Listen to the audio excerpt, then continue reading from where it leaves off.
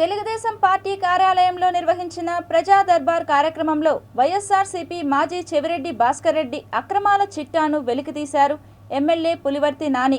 Telugu Desam party కోసం పనిచేసిన ప్రతి ఒక్క కార్యకర్తని గుర్తుంచుకుంటామని ఈ సందర్భంగా ఎమ్మెల్యే హామీ ఇచ్చారు. తిరుపతి రూరల్ మండలం తనపల్లిలోని టీడీపీ పార్టీ కార్యాలయంలో ప్రజా దర్బార్ కార్యక్రమం నిర్వహించారు. చంద్రగిరి ఎమ్మెల్యే పులివర్తి నాని అధ్యక్షతన ఎన్టీఆర్ విగ్రహానికి పూలమాలలు వేసి నివాళులు అర్పించిన అనంతరం ప్రజా దర్బార్ కార్యక్రమం ప్రారంభమైంది. కార్యక్రమానికి నియోజకవర్గ వ్యాప్తంగా ఉన్న క్లస్టర్ ఇన్ఛార్జీలు, నాయకులు, కార్యకర్తలు హాజరయ్యారు. టీడీపీ పార్టీలో కష్టపడ్డ కార్యకర్తకు మంచి గుర్తింపు లభిస్తుందని పులివర్తి నాని పేర్కొన్నారు. వైసీపీ నాయకుల వల్ల ఇబ్బందులు పడ్డ ప్రతి కార్యకర్తను కాపాడుకుంటానని పులివర్తి నాని హామీ ఇచ్చారు. కూటమి ప్రభుత్వం వచ్చిన 8 నెలల్లోనే ఎక్కడా లేని విధంగా సుమారు 50 నుంచి 60 కోట్ల రూపాయలతో అభివృద్ధి కార్యక్రమాలు చేపట్టామని తెలిపారు. నియోజకవర్గంలోని ప్రతి మండలం, ప్రతి పంచాయతీ, ప్రతి గ్రామం, ప్రతి గడప, ప్రతి ఓటరు నాకు సుపరిచితమేనని అన్నారు.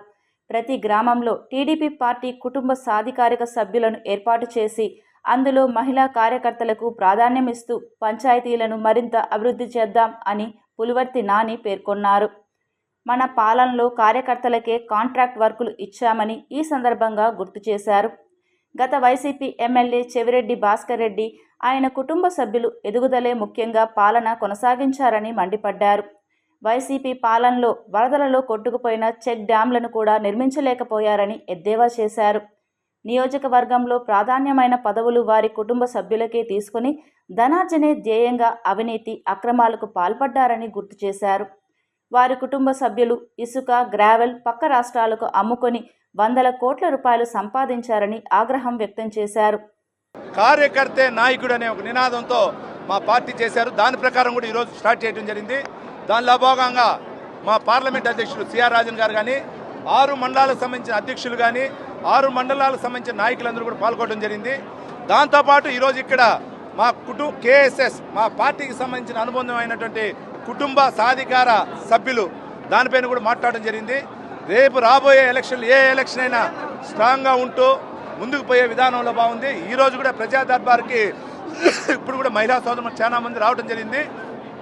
దీని తర్వాత తెలుగుదేశం పార్టీ కుటుంబ సభ్యుల యొక్క వాళ్ళ యొక్క వినతులు కూడా స్వీకరించి ప్రతి ఒక్కటి కూడా ఫైల్ చేసి ఎంత తొందరగా తొందరగా పరిష్కారమైన సమస్యని వాళ్ళకి కార్డు రూపాన్ని కానీ మెసేజ్ రూపాన్ని కూడా తెలుపడం జరుగుతుంది.